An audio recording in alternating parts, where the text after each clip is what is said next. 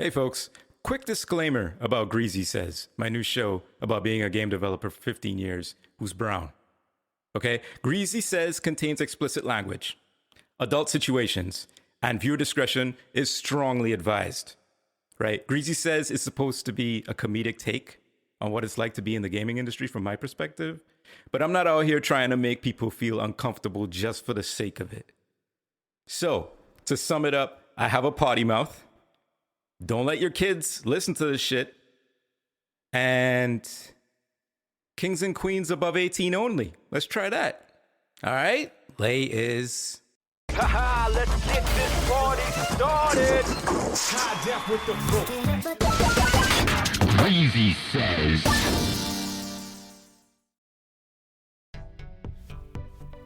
Well, look who it is. Look who's crawling out from under the pantry. Look who came up from the basement. Look who came down from the dusty attic. Look who decided to move all of those boxes filled with old Super Nintendo games and photo albums and shoes that you didn't want to get rid of for some reason you thought you would wear, and like a box full of newspapers. Like, who the fuck keeps newspapers? Guess who's crawling out from behind all of that? That's right. It's me, Greasy, the anointed one.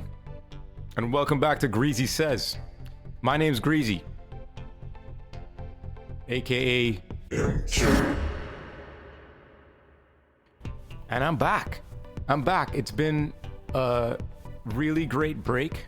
I'm really glad I took it. So much has happened while I was on this break. I don't even think I'll be able to cover all of it. Lots of personal things have happened.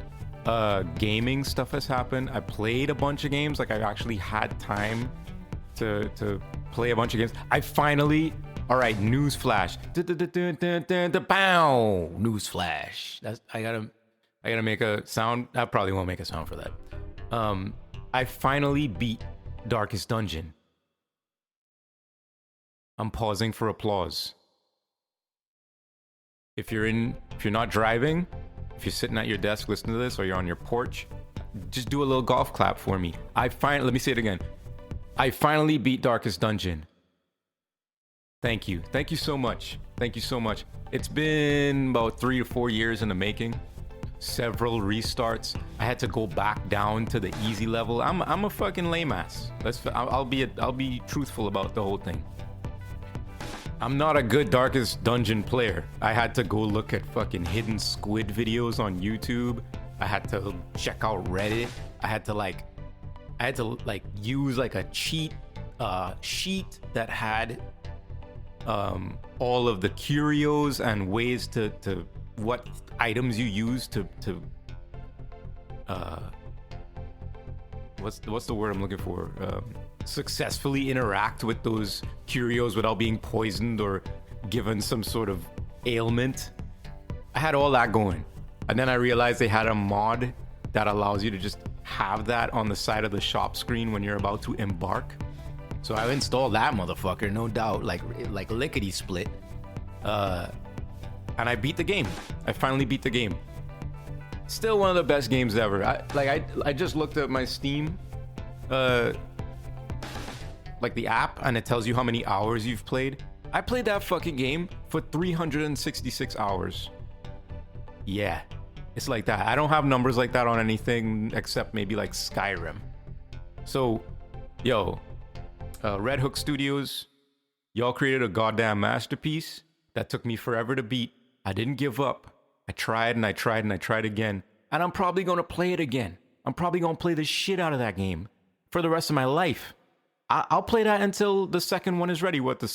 Darkest Dungeon 2 is supposed to be fully finished, quote unquote, fully finished for initial release, quote unquote, even though it's in early access, sometime in like February of next year, February 2023.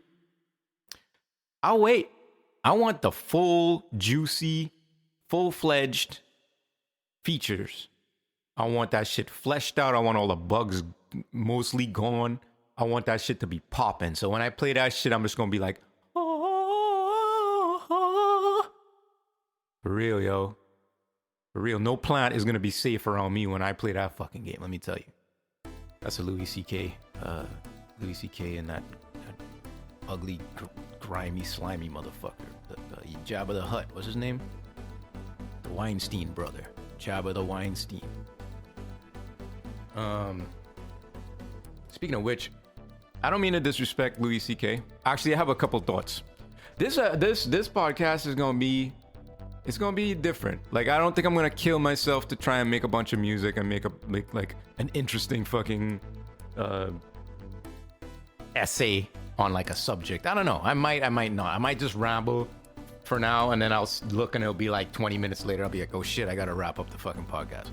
So bear with me. But I've had a lot of experiences during this break, so I'm just gonna share them with y'all. So, all right. So here's a theory. Theory of the week. Ba-da-da-dum. Yeah, that was some music. You know what I mean? You got some music there. So my end of the bargain has been upheld. I think I don't want to. All right, I'm gonna go out and just put myself out there and probably be wrong. That's what I do. I just put myself out there. I think anyone named Lewis is an asshole. Why? Okay, I only have 2 examples, so maybe I'll have to look for some more. Lewis Lane, actually, now that I think about it, that might be my third. I'll think about while I'm talking about this. But I was watching an interview, I think it was like a YMH interview, with Louis C.K. Yeah, it was. And like, I loved Louis C.K. Like, I loved his show Louis. I loved his comedy. And then he did that like really, really fucked up thing. And he got canceled and he kind of disappeared into the cancel sphere. And he's been doing his shows on the side and he's kind of just been undergrounding it, I guess.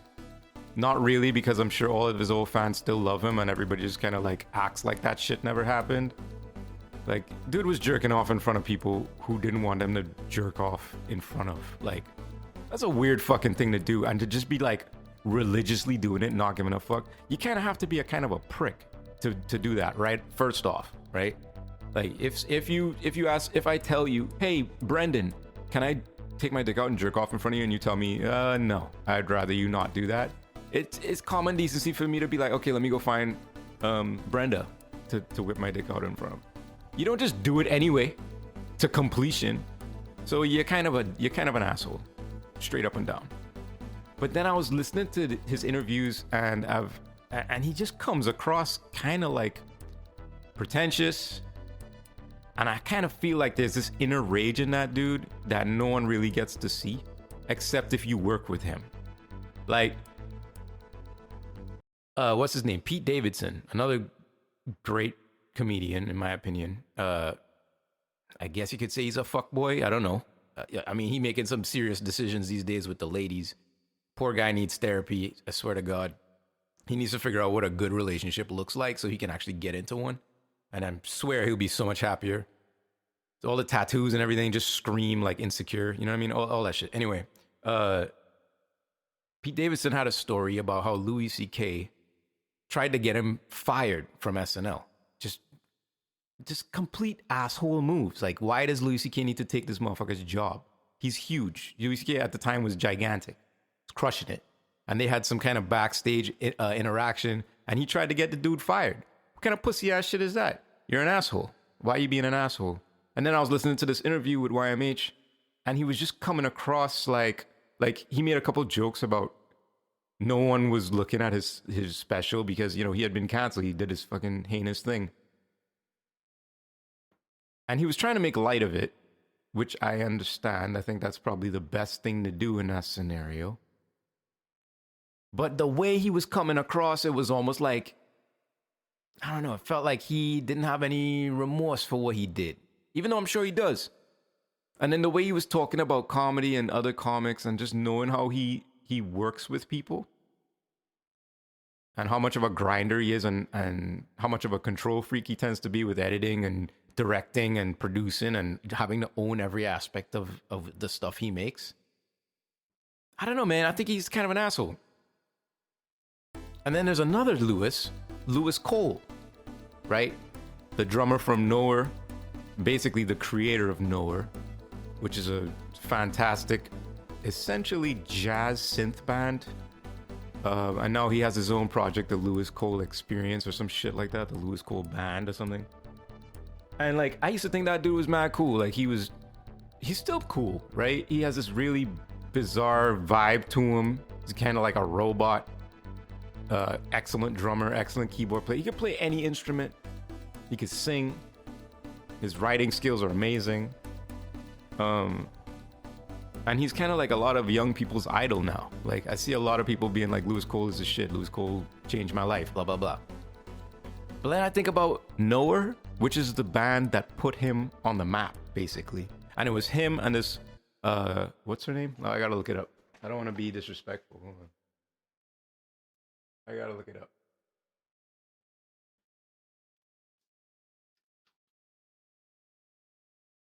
Right. So Nowhere was Lewis Cole and Genevieve Artadi. I apologize if I fucking butchered that pronunciation. But she was the face of Nowhere.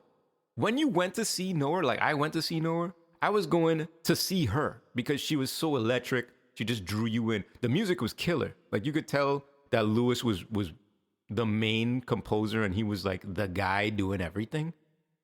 But like you came to see her and him, but more her because she was cute and she just like put on a good show. She had this look. It was interesting. You know, she was fun to witness. And all the videos and shit had her front and center. So like Lewis was kind of using her to blow up the band. And then he kind of just switched gears. Right? Nowhere doesn't put out music anymore, right? Let me see. When's the last shit that Nowhere put out? Yeah, years and years ago. They haven't put out a new record in a minute since Life. Yeah, is that right? Yeah. Life was the last record they put out, and I don't even know when that shit came out. Many years ago. But then Lewis turned around, makes his own band called the Lewis Cole Smorgasbord or whatever the fuck, and puts Genevieve as a fucking backup singer. She's like sidelined now. She helped him blow the fuck up, and then he made her a backup singer in his band with like 3 other ladies. It's like, what the fuck, man? That's mad disrespectful. She helped you blow up. Maybe she doesn't have as much talent as you, and yeah, you write and everything, blah, blah, blah. And I kind of get that, and it takes a certain amount of balls and kind of not giving a fuck to basically be like, I'm the shit. I'm going to leave all y'all motherfuckers behind. I know what that feels like. I've kind of done that in the past with old bands that I've been in where I'm like, you know what? It's time for me to move on. But I didn't take nobody and make them my fucking backup singer when they used to be the front man, the front woman. So yeah, I kind of think Lewis Cole might be kind of an asshole too. Also, the way he's moved, you could just tell he kind of control freak, kind of like, yeah. I would assume that it's difficult to work with that dude. You know what I mean? He probably don't take mistakes very well. You know what I mean? Yeah, so I think that Lewises might be assholes, man. Prove me wrong. Tell me a Lewis. Is there a Lewis? I like Lewis Lane, all right? Lewis Lane. Classic comic book character. Superman's love interest. But also kind of a douche. I mean, Lewis never gave it up. Never. Even after she found out the motherfucker was Superman, she never gave it up. Lewis was just having him tag along. You know what I mean? Clark Kent was like a cuck to Lewis Lane. She just snapped his fingers and he dropped everything and go save her. Then she like, I don't really socialize in the office and shit like that. She playing all kind of weird shit. So fuck Lewises, man. Fuck you, Lewises. Tell me I'm wrong. Let me know if they have a Lewis out there that's cool. Because I don't think there are any. Greasy says on Instagram, Facebook, and TikTok, I'm out of practice. I'm really out of practice with that, with the self-marketing. Oh, okay, so over the break, I was actually helping out a friend who was looking for classes for coders. Their kid wants to be a coder, or wants their kid wants to make games, like a lot of kids do. So they were asking me, oh, do you know of camps, like coder camps, or like ways that directions they could point their kid towards to lead them down the path of game development. And I found like some coder camp through some friends of mine, and also told them like, yo, just give them Unity and have them go wild on that. Like, nothing like experience. There's nothing like it. So just get them inside of an engine and start making shit, you know? That's the best way to learn. And it got me thinking about, you know, coders. If you've listened to this show, go back, listen to fucking damn near every episode. I shit on coders all the time. I think coders are plumbers. I think they're most of the time egotistical assholes. I think they drink way too much of their own Kool-Aid. And a lot of them lack humility. Not all of them, but most of them. And coders annoy the fuck out of me most of the time. Anytime I have an interaction with a coder, I usually leave annoyed as fuck. And just thinking like, why did I even have that fucking conversation? That was a waste of my time. And I can't get that time back. So they're also time stealers, which I don't appreciate. And they fucking just go on and on and on. Most of them, oh my God, you just keep talking. Like, no one cares, dude.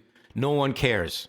No one cares about the fucking rollbacks or the CVARs or whatever the fuck you talking about, dog. Shut up. Shut up. Anyway, coders annoy me, right? But you should learn the code. If you're interested in getting into games or being a game developer, learn a little bit of coding as a kid because your brain is primed for that kind of shit. My old ass can't learn code. I could probably learn coding, but I just don't care enough to learn coding at this stage. Like, I'm already in my lanes. I don't fuck with that. I'm fine with that. But if you're a young up-and-comer, dog, some of the people, let me tell you this, young ones out there, if you listen, if they have anybody that's young listening to this fucking thing. Probably not.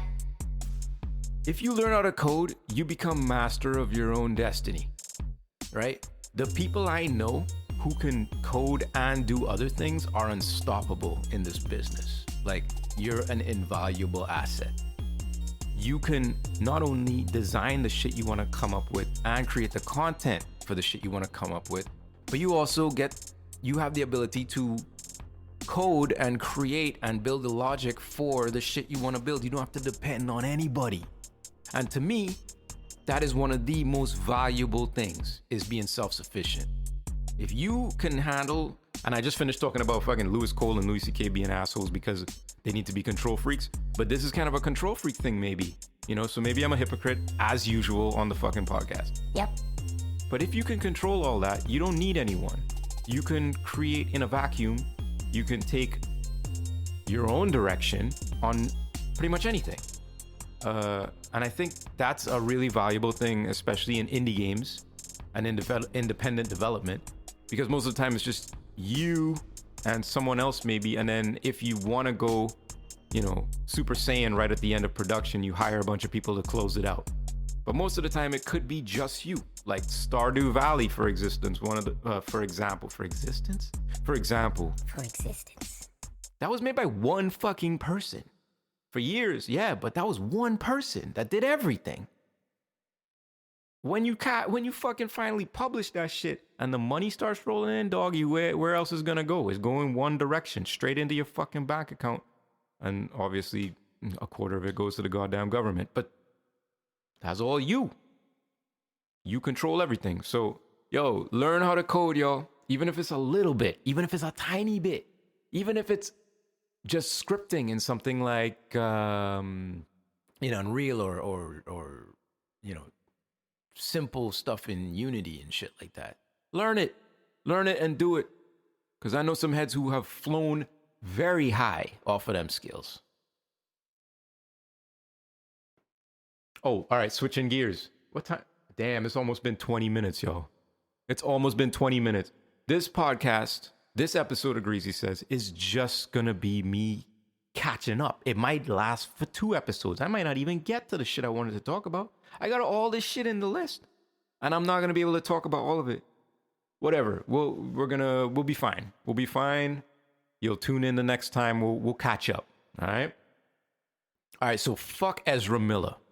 That's all I gotta say. Fuck them. Anger. Just because you flash don't mean you could be an asshole to everybody. You can't hide behind your gender fluidity as a way for you to fucking bully people and fucking commit crimes and shit. That person's a fucking asshole. Straight up and down. Fuck Ezra Miller. I hope they fucking lock their ass up. They doing some fucked up shit out there. And like, also, how the fuck do all the studios let this shit just happen? You know what I mean? In Hollywood, like, they just look the other way or they cover for their stars. You know what I mean? It's shiesty out there, man. I can't believe this shit's still happening. Dope or dumb? I'm really on some fuck everything shit this podcast episode. I'm just looking at my notes. I'm like, damn, I was just on some fuck everybody thing. So, there's another fuck you. Green bubble versus blue bubble, right? You know, some other people have been talking about this recently, how like Apple, if you have an Apple phone, you and another Apple phone texts you, you see the blue bubble. But if like an Android texts an Apple phone, you see the green bubble. And like there's like these weird social dynamics where like if you don't have a blue bubble, you kind of have an outcast and all this bullshit, or you might not be pulled into the group text or whatever. All right, personally, fuck your group text. I don't give a fuck. But like, fuck Apple, right? For being such dicks, for being such on some snitch shit. Y'all are snitches. Why y'all had a snitch on what kind of phone I have? Why? Just because you want to be elitist? Over there with your blue bubble? Man, fuck your blue bubble, bro. It's words, bro. The fuck we need different colored bubbles for? Y'all just trying to separate people. And that's what Apple's always been about, is separating people. Even back in the 80s. It wasn't like our computers are better. It's like, we are better people. And if you use our shit, you're a better person than everybody else. I can't subscribe to that kind of marketing, man. Fuck that, and fuck Steve Jobs for that shit. Because you know he came up with that shit. Oh, if you wear a turtleneck, you're cool. Man, fuck your turtleneck, dog. You not that cold. I know you're not that cold. Fucking eat some meat, dog. Shit. And second of all, that makes me want to be on an Android phone even more. Because now I don't have to deal with y'all motherfuckers in your group text. Yeah, great. I'm a green bubble. You want to outcast me? Perfect. That means I don't have to hear the update on your baby. That means I don't have to fucking hear about who broke up with who or why your landlord is a prick. I don't know how to hear none of that shit just because I got a green bubble. I'm buying Android phones on purpose from now on. Let me out. I want to get out. Yeah, you know, fuck Apple and fuck you if you like that blue bubble, green bubble shit. That shit's stupid as hell. Divisive ass shit, man.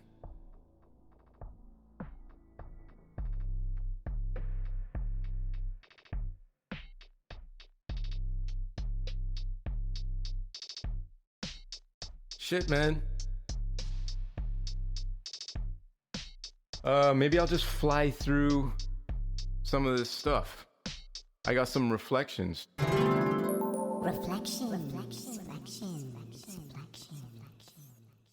So yeah, we'll just fly through. We'll try to go as quick as we can because I got some Whatcha plans too. Goddamn, and some listener submissions. Goddamn. All right, we'll see what we do. Let's talk about Annapurna. I think I might be in love with this publisher as much as I could be in love with a publisher. Money-grabbing motherfuckers. But Annapurna has published the last good few games that I've loved. You know what I mean? How are they like pitching all these winner-ass games? Like, do they make any crappy games? Do they greenlight any shitty games? Like, even their walking simulators are good. You know what I mean? How niche can they be? How brave can you be as a publisher? How much balls can you have? How much creative discipline can you have where you just allow artists to be artists and you ain't trying to control shit and fuck shit up like most companies do, like most publishers do? I mean, shit, man. Let me look up some fucking Annapurna published games real quick. I'll show you. Cats ain't fucking around. Annapurna. Okay. Oh, did you know that there's a mountain situated in the Annapurna mountain range of Gandaki province in north central Nepal? I didn't know that, so that's cool. But all right, let's see. What remains of Edith Finch? Ding. Bomb ass walking simulator. Flower. Ding. Bomb ass walking simulator. Gorogoa. Huh? I don't know what that is. Okay. Donut Country. Crazy ass game that I haven't gotten to play yet, but I can just tell that shit is crazy. Half day. Gone Home. Bomb ass walking simulator. Ding. Outer Wilds. Woo. Holy fucking shit. Outer Wilds. I'm gonna talk about that later, so I ain't even gonna get into that shit. Journey. Bomb ass walking simulator. Ding. Sorry, Flower was a bomb ass flying simulator, in my opinion. Ding. What else we got? Whatcha. I just bought that. I haven't played it yet, but come on. It's your boy. I mean, so it's gonna be bomb. Kentucky Route Zero. Ding. What the fuck? Old school, essentially point and click adventure game. Bomb shit. The Unfinished Swan. I just got that. Bomb shit from what I'm told. Ding. The 12 minutes. Crazy. Ding. Neon White. Crazy. Ding. Stray. Basically masturbation material for cat fanatics. Crazy. Meow. And the list goes on. The list goes on, man. These motherfuckers are unstoppable. It's unreal. It is unreal. So Annapurna, I'm so proud of y'all. You know what I mean? You probably never gonna hear this, but I'm very proud of y'all. Y'all make killer games with soul. Y'all allow the soul to exist in your games. It's crazy. I have a related news article about Annapurna. So it says here, I don't know where I pulled this from, so I apologize. It might be from People Make Games by Chris Bratt, which is an amazing channel that you should check out. Chris Bratt is an amazing journalist that you should check out. Doing great things. Anyway, in March 2022, video game journalist YouTube channel People Make Games reported on 3 video game studios publishing under Annapurna Interactive. Mountains, who made Florence.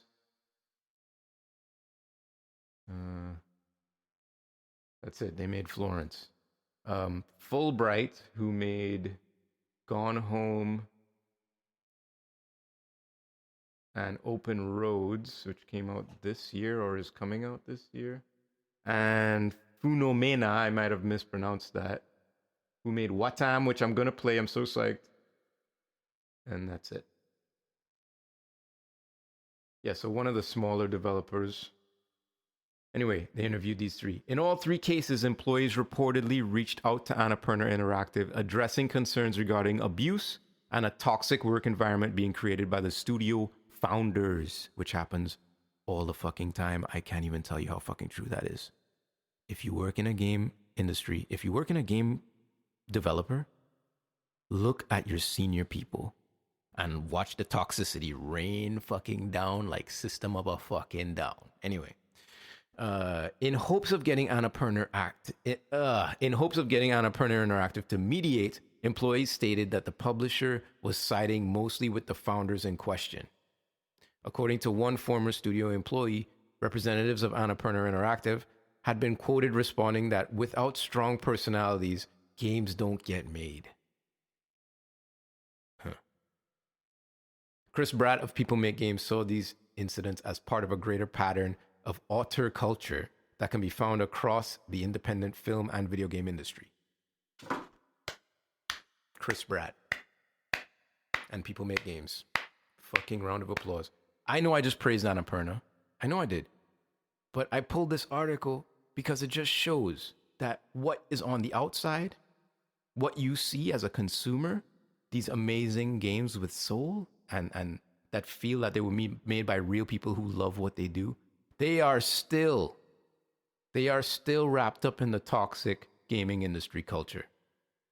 The sexism. Don't forget about the racism. You know what I mean? The abuse. And by Annapurna turning around and being like, without strong personalities, games don't get made. Guess what? You fucking Uh-oh. Strong personalities can make games. Strong personalities don't need to be toxic personalities. Strong personalities don't need to abuse people. You can be a strong personality and still get shit done and still be a nice person.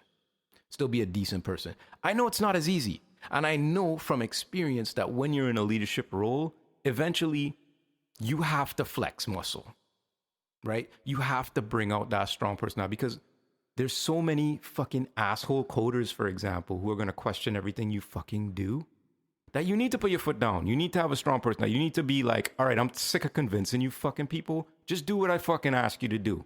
I get that. But a toxic environment isn't something that just suddenly appears. It's something that festers. It's something that builds over time.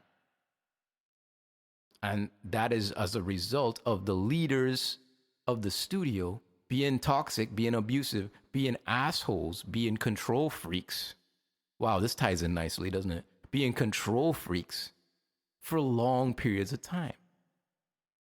So, Annapurna, you've published some beautiful games, but I mean, that statement, weirdly true, but the wrong take, home slice. That's not what you need to be telling your devs, yo. You know what I mean? You need to have a conversation. You don't just say, yo, motherfuckers, you know, just take the beating. And it's how games are made. Nah, yo, it's not how games have to be made. You're wrong. Yeah, so fuck Lewis's and fuck Annapurna.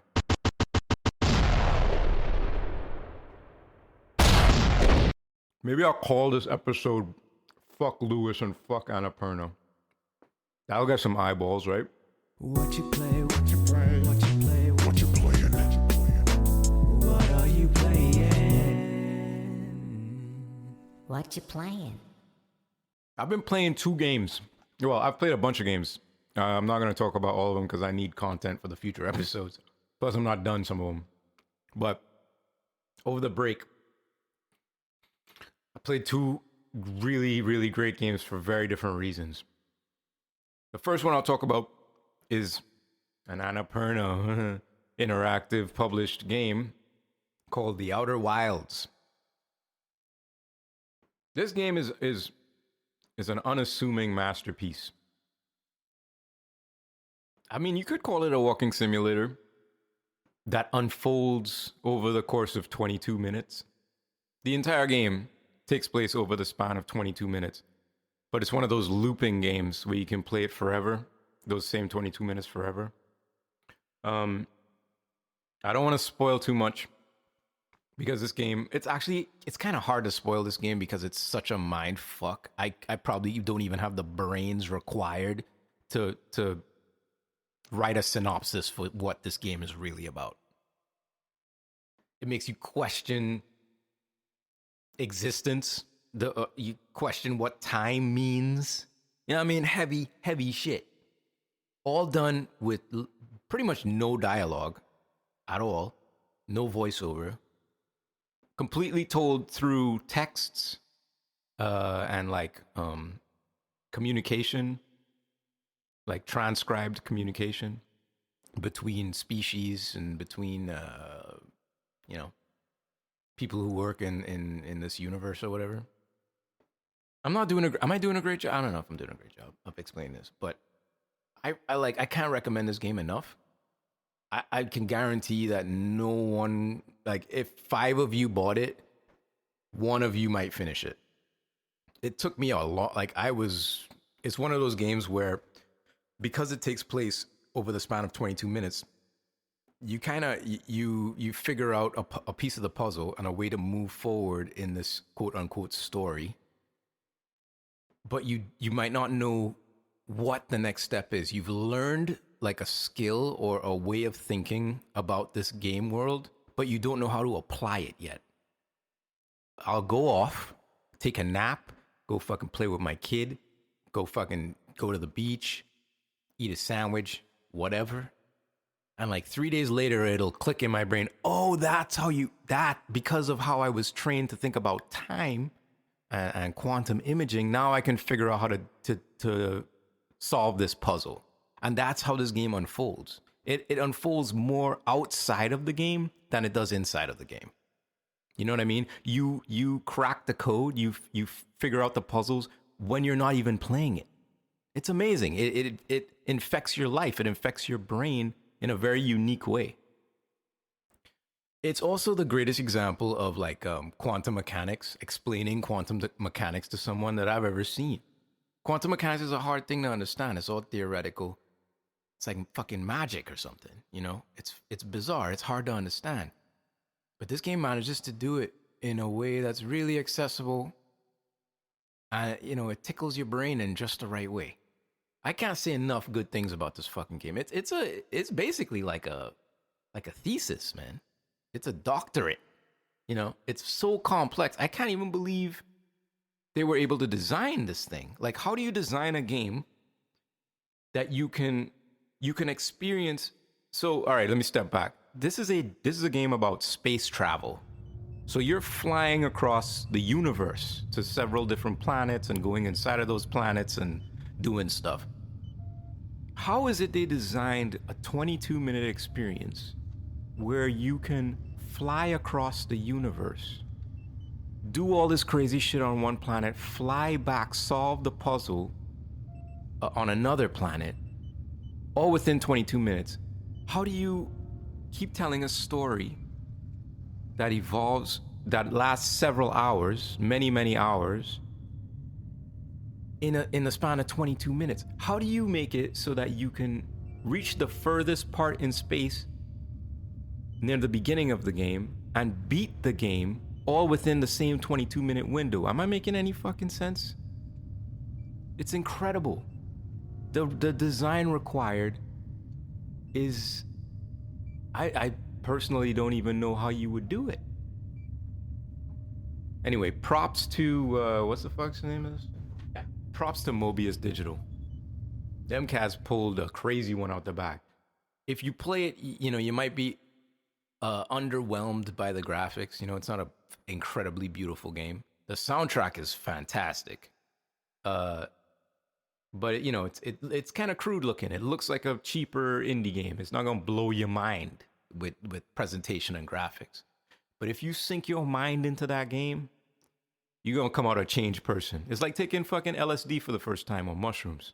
It changes the way you think about shit. Highly recommend The Outer Wilds. Then the other game I was playing was a Plague Tale. Completely on the other side of the court from The Outer Wilds. This game is about a French girl and her brother in this sort of fantastical, historical world where, you know, there's a plague of rats that are eating people. Man, I don't think I've listened to that much rat screeching audio ever. I don't know if I ever need to do that again. I mean, there's a lot of rat noises and scurrying and scratching around in that game. The sound design for that, I might have gone crazy trying to create the fucking sounds for that game, man. Especially if I had to record like 100 rats or something. I don't know. I might have to draw the line on that one. But it was a good game. I mean, it was kind of, you know, it was simple. It was trying to do a lot of things.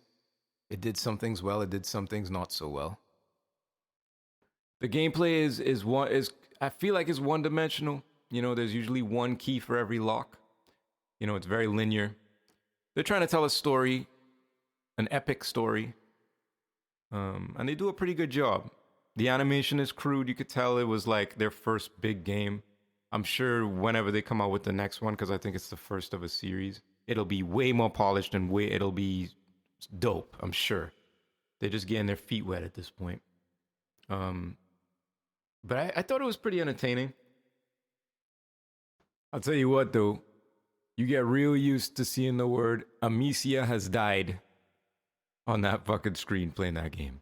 There's a lot of trial and error where, you know, you don't do that action you're supposed to do, you get killed immediately. You know what I mean? Like, if you get caught at all, there's no life bar. It's like, you are dead. Oh, that guy saw you. You didn't knock him out with your fucking sling thing. You're fucking dead. They roll up to you all wild-eyed and like chop you down. It's like really stressful actually because you're playing as kids. I'm not a huge fan of like how video games now we become so desensitized to violence that now the only way to kind of press our buttons and to get us to feel shit is to put a child in danger. Like, think about how many games recently have come out where you play as like a father and a child, or like a child trying to escape some kind of deadly threat. Even movies like Stranger Things and shit. It's like the only way to get us to feel anything is to fuck with our kids. You know what I mean? It's dark. It's fucking weird. Yeah. It's fucking weird.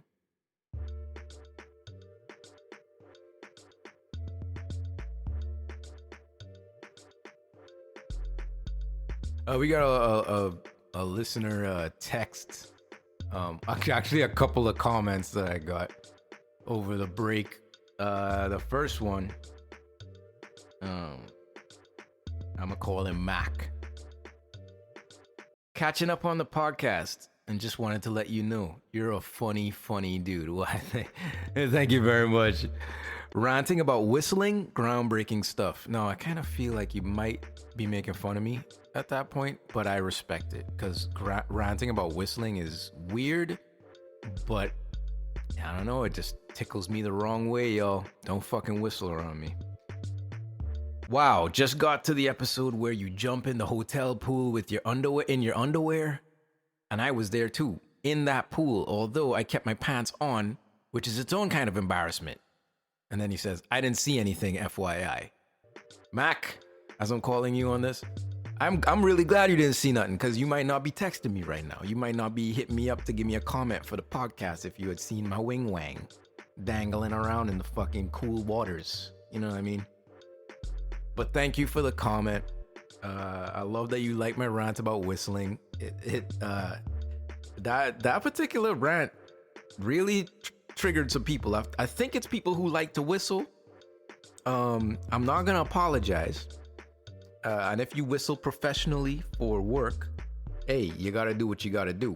But socially, whistling, off the table. Hard pass. All right. Oh, and then I got a fucking legendary listener on the podcast, Jeremy, who has been listening since day fucking one. We actually hung out in person, which was awesome. And they told me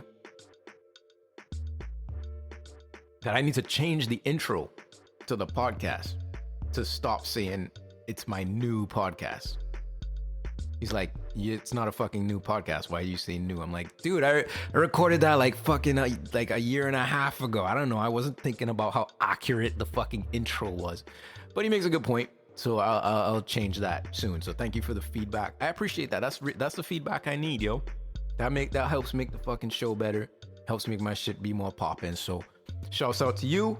I love you. And thanks for the comments, y'all. Keep them coming right into me. Oh, I saw somebody on a boat the other day that said they were listening to it. They don't listen to every episode, but they've been digging it. I appreciate you, Nick, out there. But yeah, y'all keep spreading out. Greasy says, keep telling people come listen to this shit. Hit me up on all the social medias. And let's keep this thing going, man. I appreciate all the feedback, all the comments. Yeah.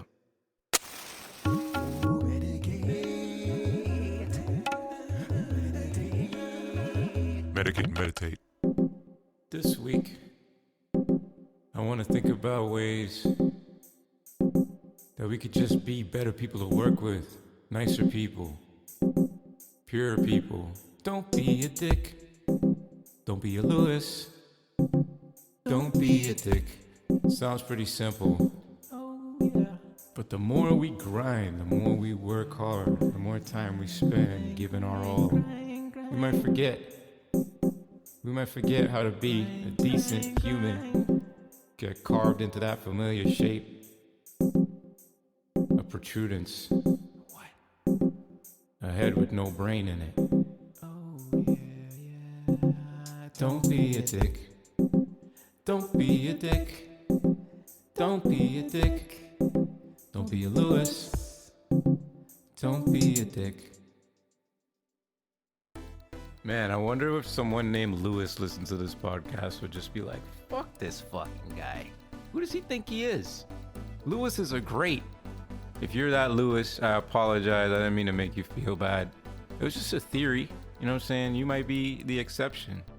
In which case, I'd love to meet you. Reach out to me. I'll tell you how.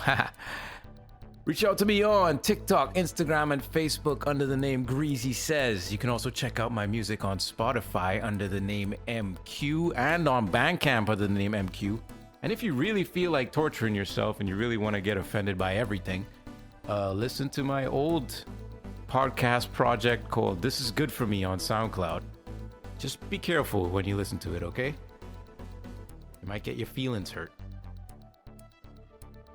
It's been real, y'all. I'm glad to be back. Can't wait for the next episode.